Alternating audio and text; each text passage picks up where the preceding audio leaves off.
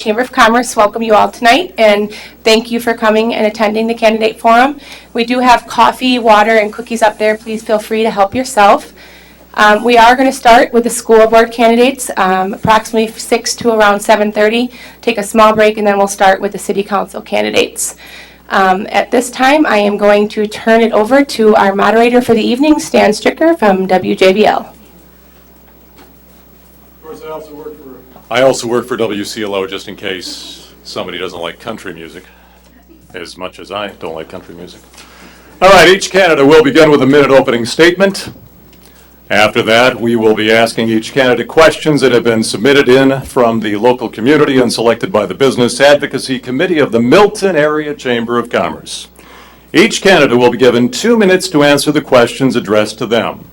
Linda Labor in the back of the room will be holding up warning cards, or in the front of the room, warning cards at 1 minute, 30 seconds, and 15 seconds. A bell will ring when your time is up.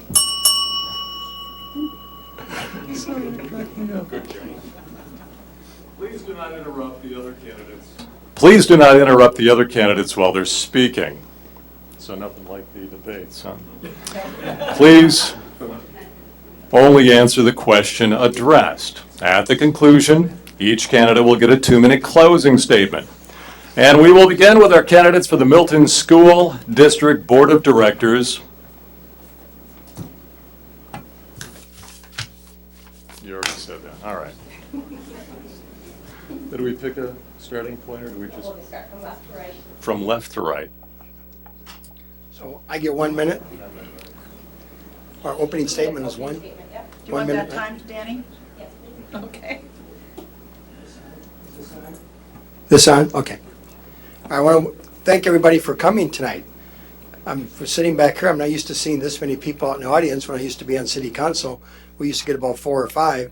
So it's good to see so many people here tonight. Well, I'm running for school board because I have an interest in education.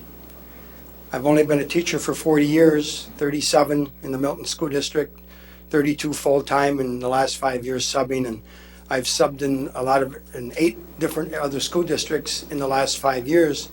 So I wanted to run for school board because I think I've seen a lot of different things go on in education and got different perspectives from what other school districts have done. But I always come back to think about Milton, and I think we do it best here. I also want to run because in my 37 years in the Milton as a teacher, I always thought we had some outstanding board members. And I hope that I can emulate some of the things that the board members that I've had over the years that I was a teacher here. Thank you. All right, Rick Ale, your opening statement. I'd like to thank everyone for coming.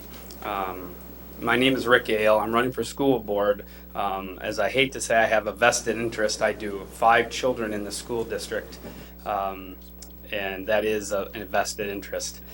So I came from Clinton, Wisconsin, and we exercised trying out the schools with the open enrollment.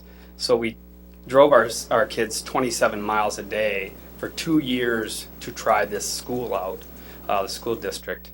And my hat's off to the teachers and the educators here.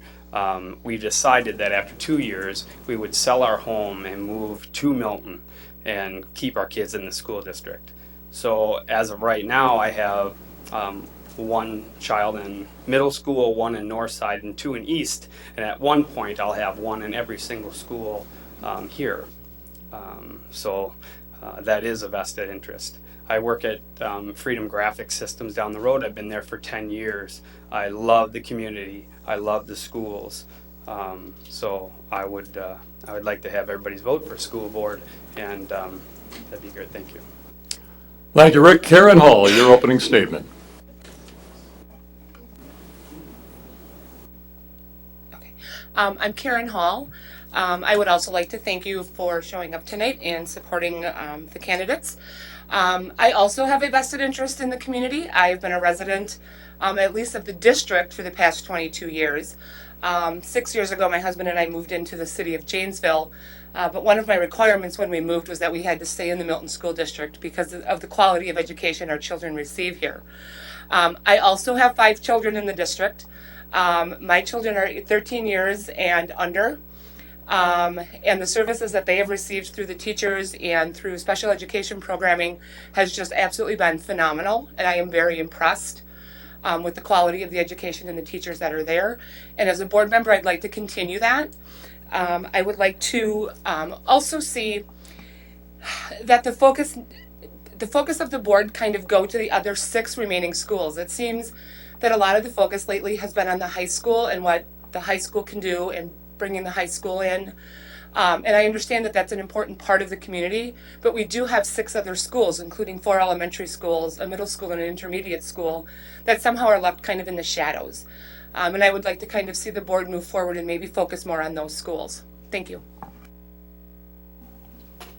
Hi, I'm Betsy Lubke. I'm currently a member of the Milton School Board, and I want to thank the Milton Area Chamber of Commerce for hosting this forum. Thanks to all of you in attendance also, and thanks especially to the other candidates running for school board as well as the city council candidates. It's great to see so many qualified individuals willing to run and be so committed to our community. I feel very privileged to have been able to serve on school board for 6 years, and feel like I've been able to contribute, at least in some small way, to enhancing the district's reputation of providing exceptional educational opportunities for our students, and at the same time being fiscally responsible to our taxpayers.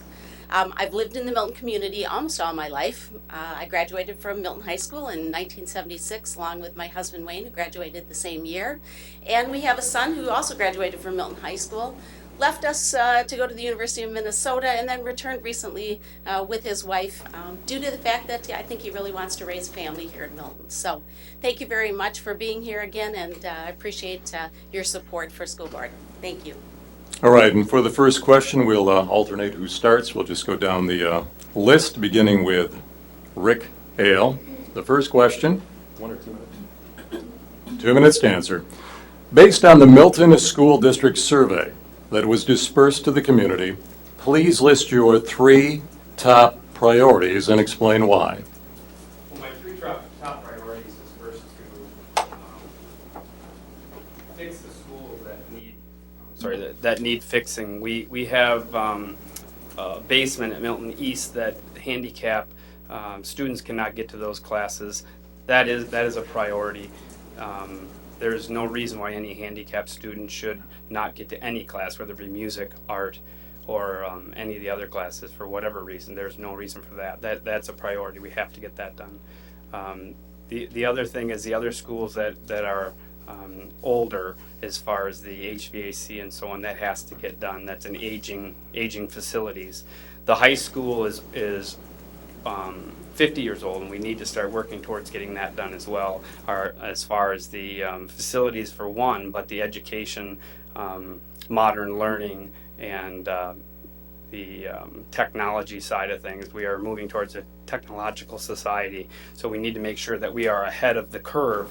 And Milton has done a good job up to this point, but we need to make sure we stay ahead of the curve for our children, for our education. Thank you. Karen, your 3 top priorities based on the recent survey from the school district. Thank you. Again, I agree with Mr. Ale in that we certainly need to work on the ADA standards at Milton East. No student should be deprived of an education because of lack of accessibility. The second thing I think we need to work on is, again, to upgrade the HVAC in all of the buildings that are required it. I understand that this has been somewhat of an ongoing issue for quite some time, and it's finally come to the point where it needs to be addressed. And the third thing I would like to see addressed is the pool, whether it is new or upgraded. That pool is part of this community. It is the heart of the community. It is used by the schools for gym class. It is used by the community for water aerobics, as well as extracurriculars with our swim team. I think the board is going to be challenged, however, with trying to balance our wants versus our needs. And I think that's something that the board that is currently in place, as well as the additional of a new board member, can face that challenge. Thank you. And if you need the question repeated, just ask for that. But otherwise, the 3 top priorities based on the survey. Thanks, Dan. First of all, I think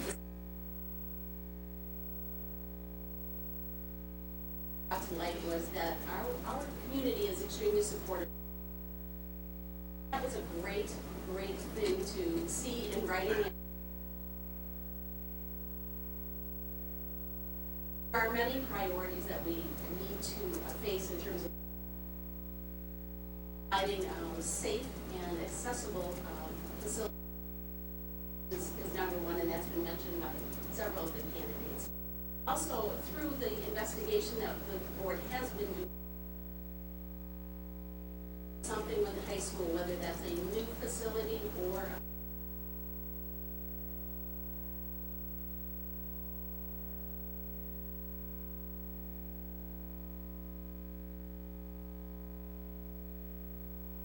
elements to the community, and it's certainly the people for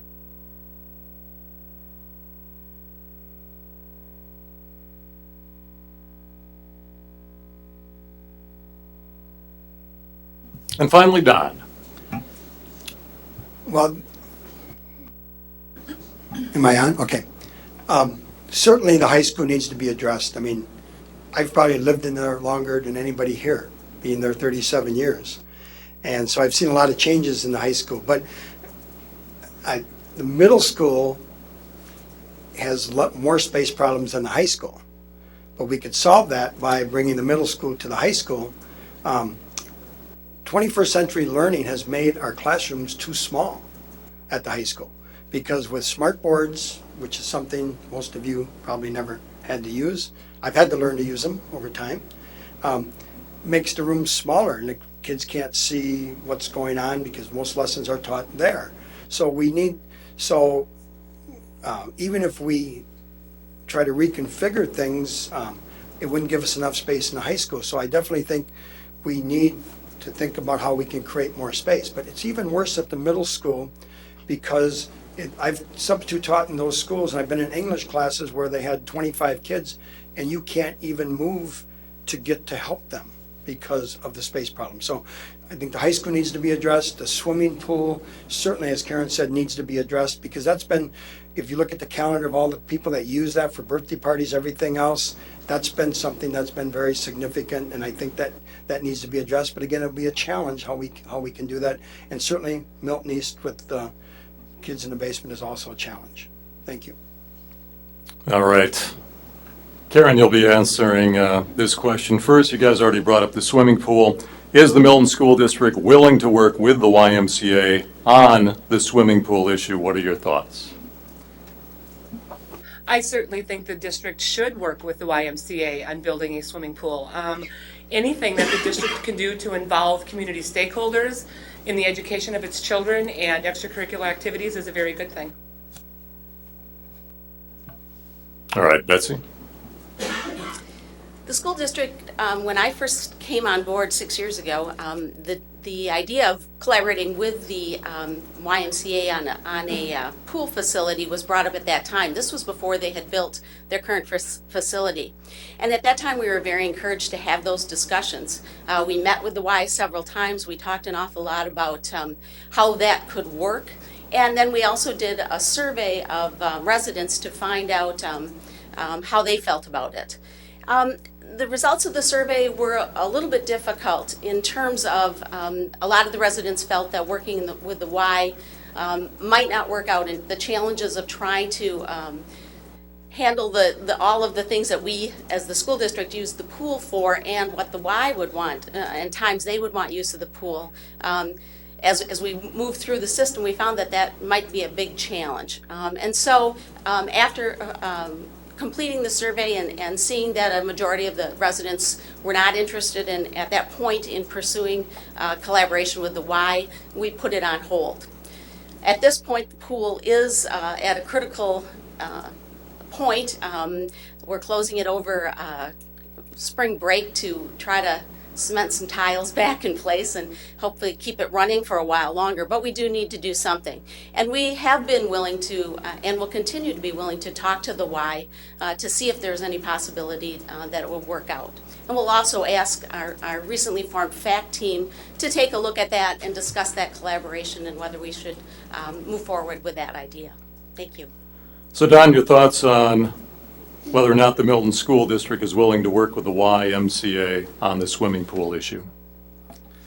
Oh, I think the Milton School District would work with the YMCA on the swimming pool issue. I think the high school builds the swimming pool, and the YMCA members can come over, because I think it would make a lot more sense, because with Phi Ed classes, teaching kids swimming, having the birthday parties, all of those things make sense to have our own pool that we operate and allow the YMCA to use it.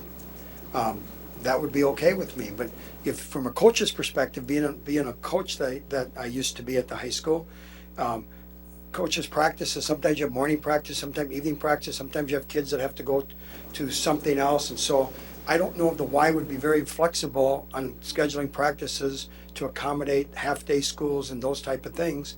So then we're cheating our athletes with the possibility of creating time for them to swim.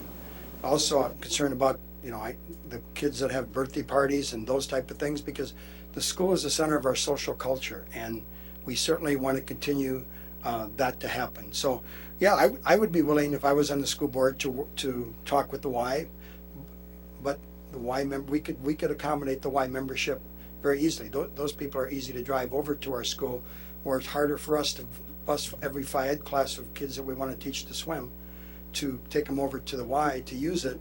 And I know, as an old football coach, we used to put kids in the pool after our practices. It was a good way to cool them down, so that their muscles would not be, actually take some of the atrophy out of their muscles.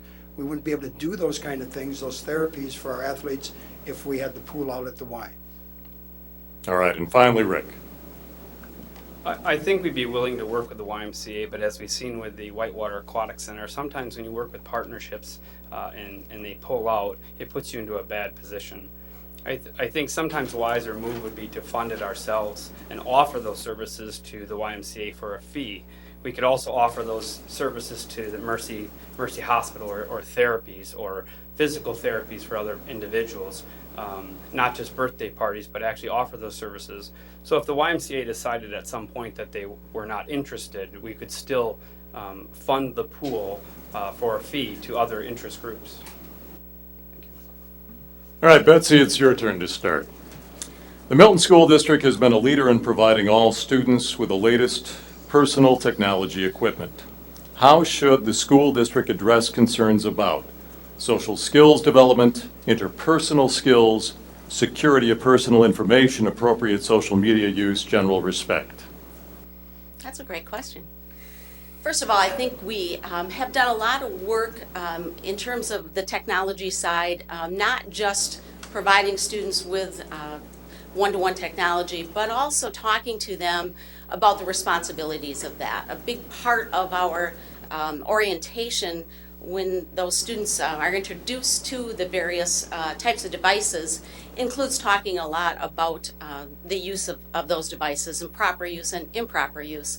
We also have a lot of technology developed to put in firewalls and various ways to keep students from accessing things that they shouldn't be accessing. So I think we've come a long way in trying to work with that. And of course, our one-to-one technology is such a great thing. We are definitely on the cutting edge of that. We've been asked to speak at conferences. Our administrators have gone out to Apple and talked about how we use that technology. We constantly have individual school districts around the area coming in and asking us for some help with how that gets accomplished. And so I think from that perspective, again, that one-to-one technology has been a great advantage for us as a school district, and I think we'll continue to find ways to make sure that students are using that in appropriate ways. Don, I'm going to repeat the question. It's kind of a big one. The Milton School District has been a leader in providing all students with the latest personal technology equipment. How should the school district address concerns about social skills, development, interpersonal skills, security of personal information, appropriate social media use, and general respect? Well, the fact that I'm there teaching now is I think they have done that. I'm very satisfied with the way they have addressed all the things that you mentioned. We've had kids who are who their computers are taken away when they don't follow the rules or guidelines. As far as interpersonal skills, as far as my teaching goes, and I hope that I would encourage others to do, is that the technology isn't the everything cure-all.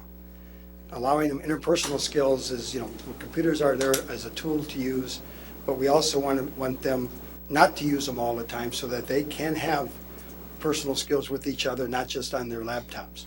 But as far as what I've seen in the question you asked, I'm very happy what the district has done. They've done a great job, at least from what I've seen and taught at the school for the last 3 months. I haven't seen very many issues with it. Security has been great, and so I would like to see the Milton schools continue to do what they're doing. All right, Rick? Thank you. I think the Milton School District does a great balance between the two, between the interpersonal skills, and I also think that they, my daughter brings home the iPad from school, so we see it. We also, the warning process, she explains to us about the warning process if you do something inappropriate. I think they do a great job of setting the rules, make sure that everyone is fully aware of what those rules and the consequences are of not abiding by those rules. I think it's very clear, and it is up to the student to make sure that they follow those rules. As far as the firewalls, I think that the school has done a great job staying ahead of technology.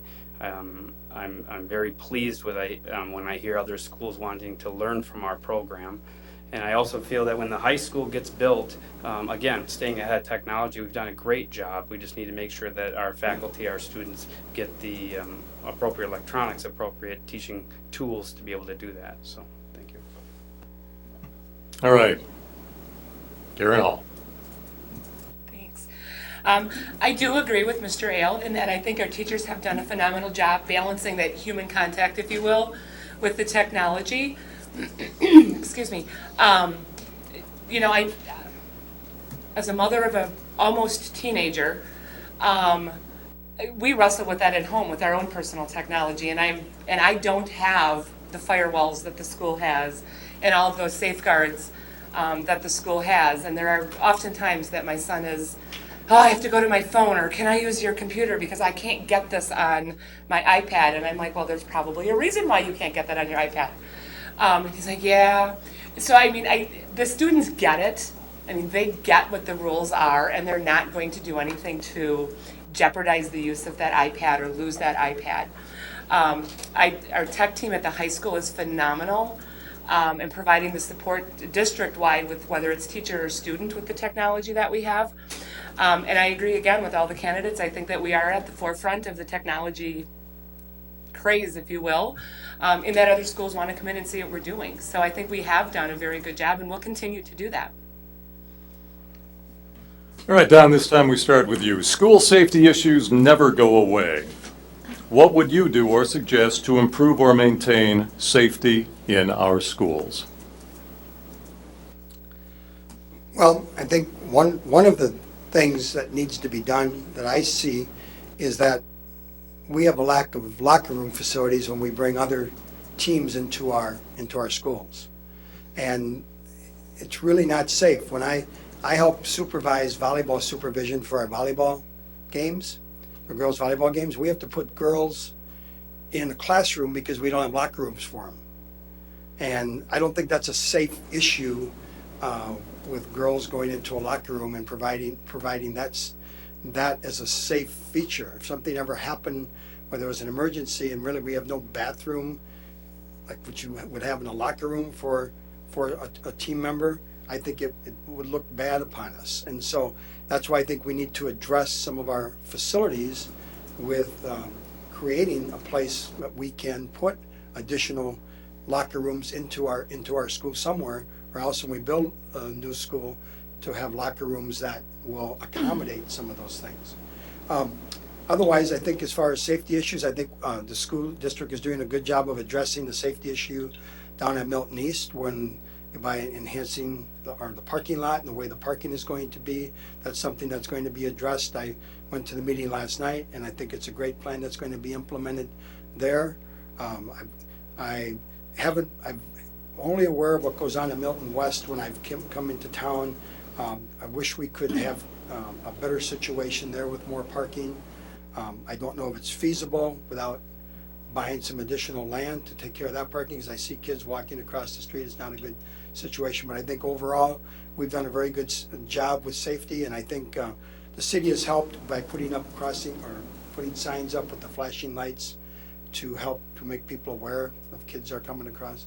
Okay, I'm always afraid I'm going over when I see the signs. They'll ring a bell. All right, Rick, school safety issues. What would you do or suggest to improve or maintain safety in our schools?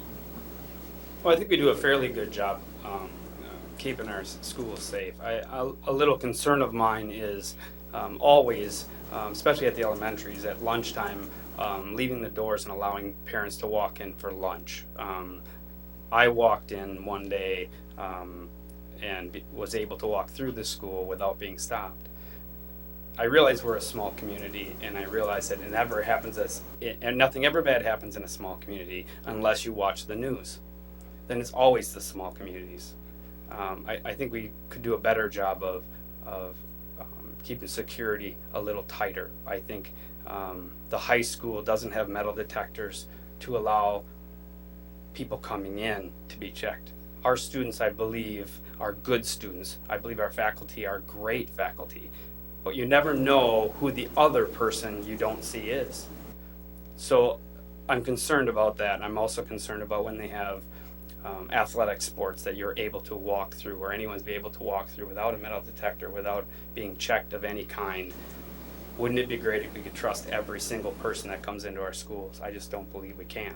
So I think there is room to grow. I think there are room to tighten things up a little bit. As much as I'd love to say, love thy neighbor, I think we also need to be a little cautious.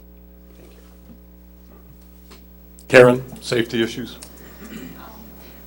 I think the district does an excellent job in keeping our students safe. We had an incident last week that occurred within our district, and that I had some concerns with how it was handled. I had a very nice conversation with Mr. Scheiger and Mr. Schutz, and we came up with some ideas on how to kind of problem solve that. The situation that some of you may not know is that there was a non-emergency lockdown due to an incident that happened at one of the banks in town. And one of the things that I brought to Tim and Jerry's concern was the fact that we had gotten an email significantly past the time it had happened. And in talking to them, kind of found out it was a technology issue, servers were down, running slow, those sorts of things. But then my other question to them was, what is a non-emergency lockdown? If you're telling me that you're locking my kid down, I'm assuming there's some crazy maniac running around my school. And the difference is that the school was not in immediate danger. And my suggestion to Tim and Jerry was that perhaps we need to educate our parents on this. You know, parents hear about lockdowns and they immediately think of Columbine and Sandy Hook. That certainly was not the case here. But I'm sure that sent some wave of panic through their parents as well as I did. So I think educating the parents on what does this mean so that we can talk to our kids about school safety. Maybe getting the school resource officers involved in that as well. We do have anti-bullying campaigns, both at the middle school and I believe the intermediate school. So I think we are doing a very good job at trying to keep our children safe. And I think we just need to continue and keep those open lines of communication with our parents and students. And finally, Betsy. We have spent much time and resources, especially over the last year, to upgrade and our security systems, and to include some in places where we did not have security systems previously. And so the school board obviously takes that very, very seriously. I think there's some good points made about we need to continue to always think about how do we protect our students. And as Karen mentioned, really bad things happen. And what happens after that generally is we get some good ideas on maybe what we can do better. And I think we have been and will continue to be very open-minded about continuing to improve those processes, and I really appreciate, and I know all board members do, when we get input on things that have happened and maybe how we could have either handled it better, communicated it better. Those things are really helpful to us as a school district as we get to that information. And so, again, safety of our students is always going to be our number one priority. I think we've done a great job with that, but we will continue to do those things that we can to improve that process. All right, Rick Hale, you'll be responding first. I think Danny wrote this question. How do you feel the Milton School District is doing in preparing students for the business world? And do you feel the local business community can assist with this? I'll start with the first part. I think they're doing a great job with the students. Again, I can take my personal family for this. So we have a daughter that excels in school. We open enrolled her in the Milton School District because of those excelled programs that she is still currently in. And again, my hat's off to the school district for that. So I believe she's staying ahead of where she should be as well. So I believe that's a good thing as far as the students staying ahead of everything. As far as the community and businesses, as I work for Freedom Graphics, we are constantly looking for people. We work with the Blackhawk Technical College here in Milton, and we certainly be willing to work with any high school students to get them to be able to do those type of jobs, especially if they aren't bound for college as we all would love to be.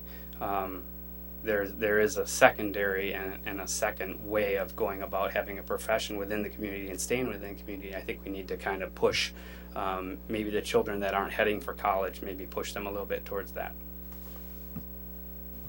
Karen, how do you feel the Milton School District is doing in preparing students for the business world, and do you feel the local business community can assist? I am going to answer them in the reverse order. I certainly believe that the business district and businesses in the city of Milton can assist their students. Anything where we have a collaborative effort with other stakeholders in our community is a positive thing for our children. Again, as Mr. Ale has said, it will give those students that are not bound for college the ability to obtain a skill, whether it's working through Blackhawk or another business in town. Anything to prepare our kids for the future is wonderful, particularly in light of the fact that there are some new DPI requirements of our graduating seniors, starting with, I believe it's the class of 2016, it may be 2017, in that they have to pass a financial responsibility portion and an employment portion. So you basically have to be prepared to go out into the world, and that's something that the district is going to be challenged with, and how to get that met with all of our students. So I guess that kind of leads into the first part of the question, in that I think they already are doing a very good job at that. There are AP classes at the high school level. There are supports in place, or that can be put in place for those students that may need that extra support.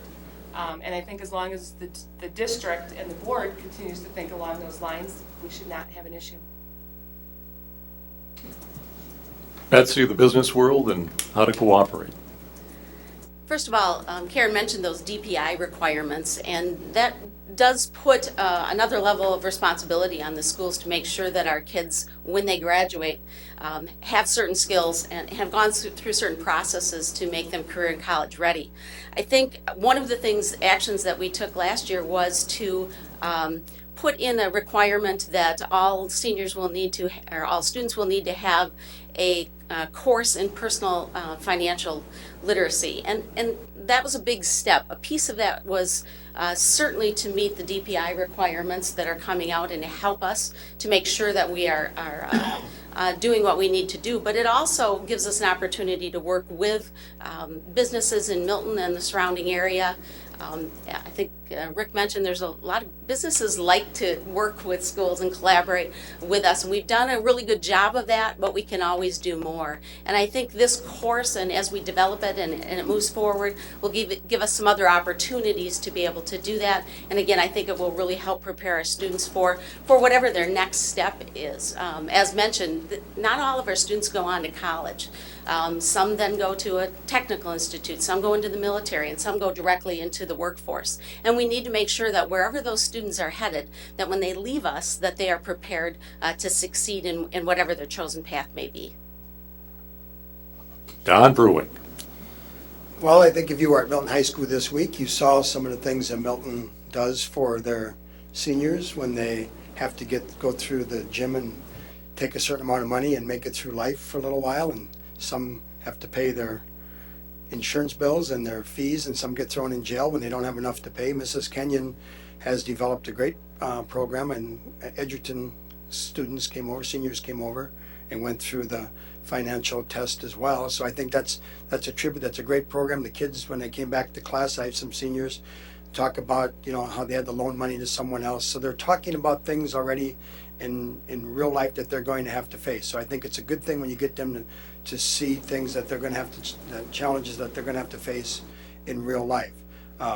As I said, requirements are going to put more strain upon the district to develop more businesses or more financial literacy.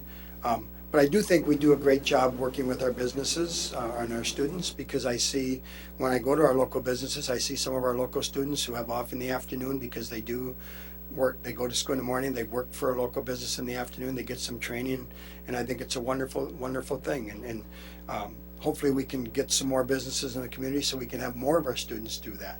Not all of our students, our businesses are capable of taking students, but as we grow as a community and get more businesses, we can get more students out there and get that working experience. Karen Hall, you'll be the first to answer. Teacher quality, teacher-student ratio, and curriculum are all very important. How do you recommend attracting and keeping top-quality educators without degrading any of the other critical areas of educating our students? Wow, Stan. You can thank the chamber for these questions. Holy cats. Basically, maintaining teacher quality without degrading Exactly. That's a very good education. question. And it is a question that every school district struggles with on an everyday basis.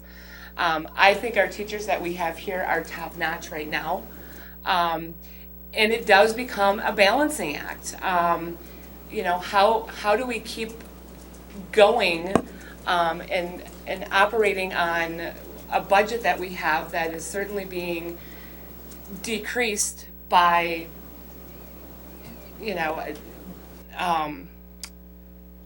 our revenue caps and our state aid that we get. So it makes it very difficult to get those teachers in. And I'm not really sure how I would go about doing that. Certainly maintaining what we have as teachers and the quality instruction that they provide is important. But I'm not sure how we would as a district go about that, short of just the interview process and seeing what the pool of teachers is out there. I'm going to read it again, Betsy. Oh, thank you. All right. Teacher quality, student-teacher ratio, and curriculum, very important. How do you recommend attracting and keeping top-quality educators without degrading any of the other critical areas of educating students? One of the things that we found from our strategic planning process is that one of the top 3 priorities from our community was to attract and retain qualified staff. And we took that very seriously. Act 10, back many years ago, now it seems like, forced us into a different relationship with our professional staff.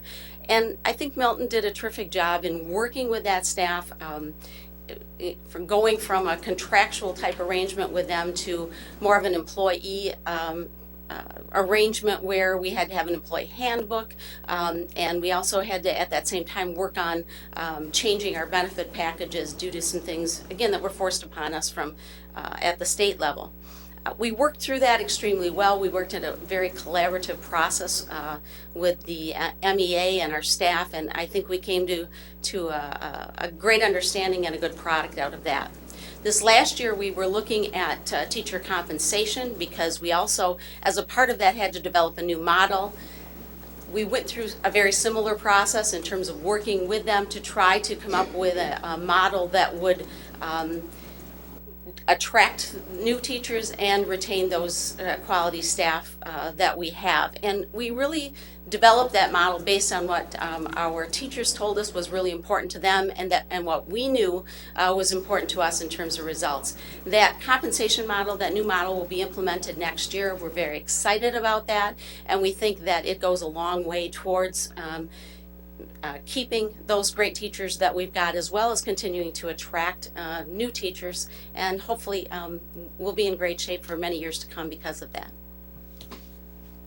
All right, Don. Well, I think, Act 10 certainly tore morale from teachers, and so school districts have had to make compensations to try to bring that morale back. In the last 5 years being in different school districts, I've known every district and every year that I've been, teachers who have quit the profession because they didn't feel that they were getting compensated well enough. I think Milton, one thing about our district that I've seen from being in other districts is I think our administrators do such a great job making teachers feel valued. And I think sometimes teachers will take less if they feel valued for what they do. And I think our administrators do a tremendous job of that from everything that I see. And I think our morale is probably as good as any morale that I've seen in any districts that I get to travel to. So I know then that our district is doing a good job. I know our administrators give our teachers help with their extending credits, and they help them work through all of the professional things they have to do now.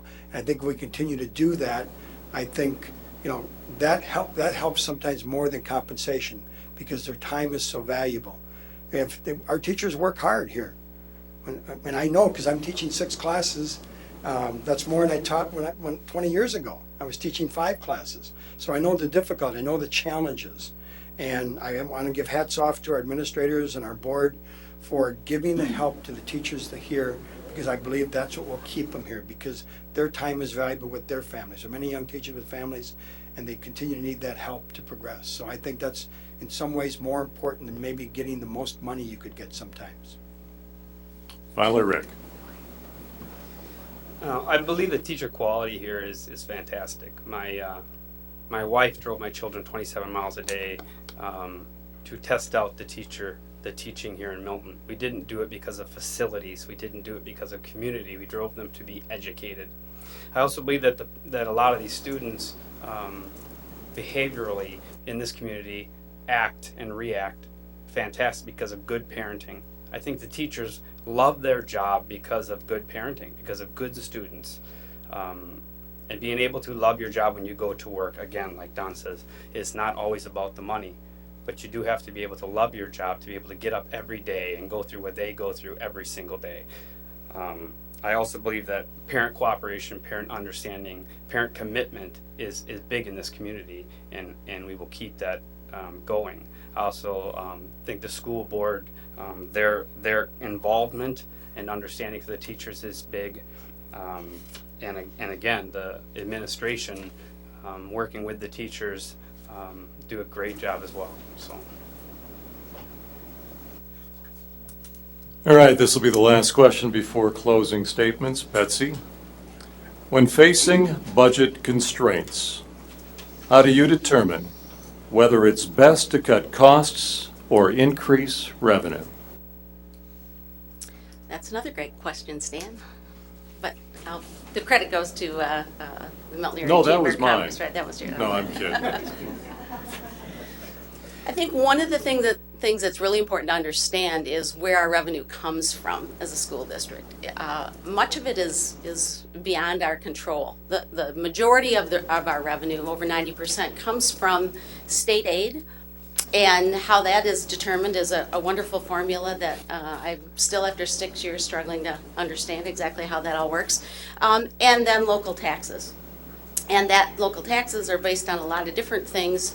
And we've been very successful over the years in Milton at keeping our mill rate down and keeping our cost per student at very acceptable levels.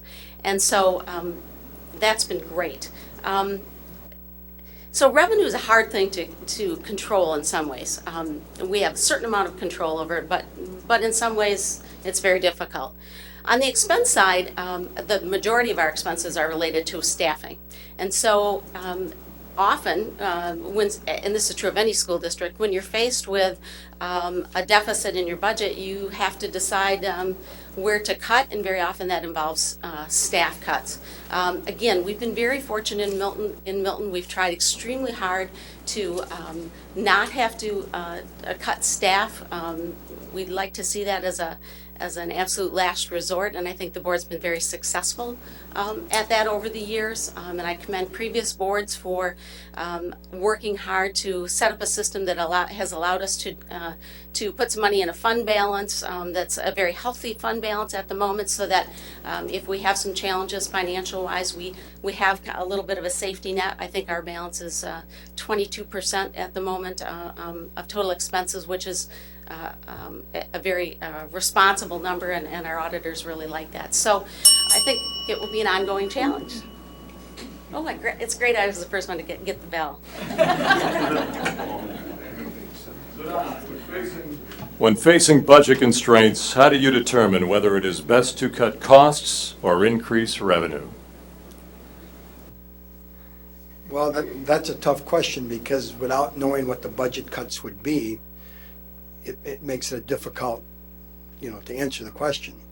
I guess that's why it's important that we continue to grow as a community, because so much is dependent upon state aid, and if we grow as a community, then our state aid continues to increase. When we don't grow, then we are facing cuts because we lose state aid.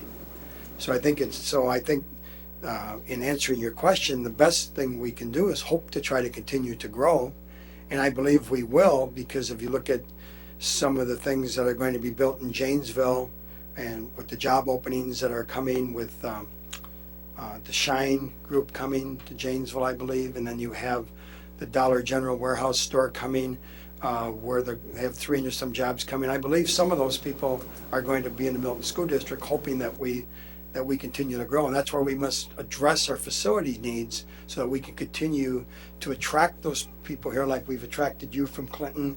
And I know when I used to teach full-time, and we would get new people in the district, I'd ask them why they come, because Milton has great schools. The reputation of Milton is, outdoes everyone else. And so if we can continue with that, I don't think we're going to have to face budget cuts. And that would be the good thing. So that's why we have to I hope we can come up with good plans to address our facilities, so we can continue to grow and not have to worry about facing those budget cuts. All right, Rick, budget decisions. I agree with Don. I think it's hard to make a decision on which way you would go unless you absolutely knew what those budget cuts were. It could be minimal, it could be extensive, and whatever cuts you do would have to certainly mirror that. I do believe that the facility changes that we're talking about doing, although they are aging facilities, I believe that they will bring more people open enrollment. And the more students we can come in open enrollment in Milton, the better it will be for us. I also believe that, such as the HVAC equipment, aging, there are new equipment that will actually save us operating costs. And although it seems like, again, they are aging and maybe on their last leg, there is some benefit to us. So if we can save with LED lighting, if we can save with wind turbines, if we can save with solar, if we can save with HVAC equipment, it's not just aging equipment. It does give us a benefit. Thank you. All right, and finally, Karen Hall. Dealing with the structural deficit or the district's budget is and will always continue to be a challenge for any district, and it is a delicate balancing act. I think what we need to do is that's where we involve our community stakeholders, specifically the city council, in attracting businesses to our community, so that we do get that infrastructure, that financial infrastructure from other businesses, from people moving into the community, and that will continue to support our district. We have the ability to do some tax levies with TIF districts in the community, which would bring money into the community, and that's where we need to rely upon our city council to increase that revenue for our schools. And it is a difficult decision as to whether or not you cut programming or staff. And it never is a pleasant one. As a public service employee also affected by Act 10, we've had to learn to do a whole lot more with a whole lot less, and have our budgets cut. And we often joke about having the office pen and who has it. And districts and, people that receive state aid and state funding are often faced with that challenge.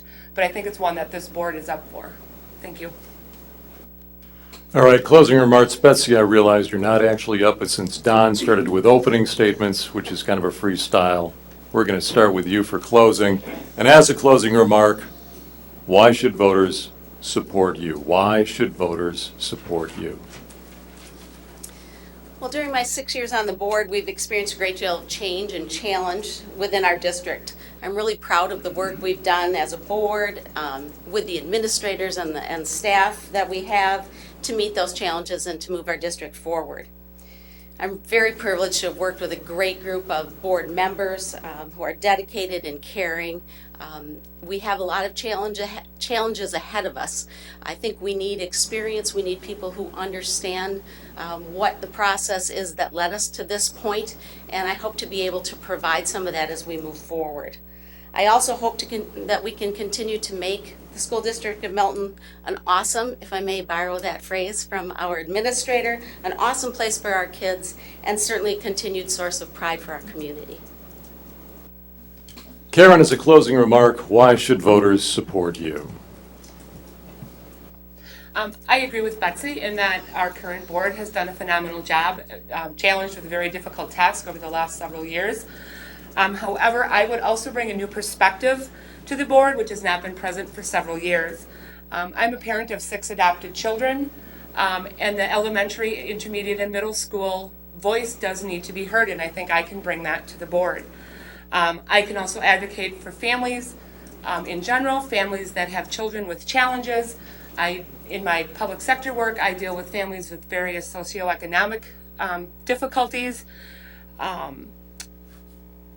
I am financially and fiscally responsible, and I just think I would be, I'm honest and hardworking, and the bottom line is that I genuinely care for our district and our children and want to see them have the best. Thank you. Rick? I live in the community, sold my house, moved to this community because I love this community. I work in this community because I love this community. I want to be on this board because I love the schools. I like being able to say that we need new facilities because of sports. However, this is the Board of Education, and that is the reason I want to be on this board, is to educate, to improve education, to keep education at the high levels that it is here in Milton's school district. And I only dedicate myself to anything like the Milton Youth Football Board that I belong to. I only dedicate myself 100% to anything I truly believe in. I would not be here sitting in front of all of you unless I truly, 100% to my heart, believe that can make a difference. Thank you. Don? Well, I've stayed in the classroom for 40 years, obviously, because I love kids and I love education. And education is in the classroom, it's in the music room, it's in our extracurricular programs. They all intertwine together, and they all make each other better. Today we had a couple choirs. My classes were all interrupted by choirs. Mr. Pierce was taking one choir tomorrow in the afternoon. Those young ladies and gentlemen were dressed up like young adults. Those experiences make those kids better. I want to make sure as a board member that I can keep these kids with these experiences. And whether it be sports, whether it be these programs, and we can expand these programs, because education goes way beyond the classroom. But the classroom is a priority, but everything else fits in their education. They all work together. And so I want to make that a priority as a Milton School Board member. I want to commend all 4 of you. You've done yourself and your community proud. It is no small feat, both of conviction and courage, to run for any local public office. And you've represented yourselves very well here, so I, on a personal note, want to thank you. These are your candidates for Milton School Board: Betsy Lubke, Don Brewink, Karen Hall, and Rick Hale. Our thanks.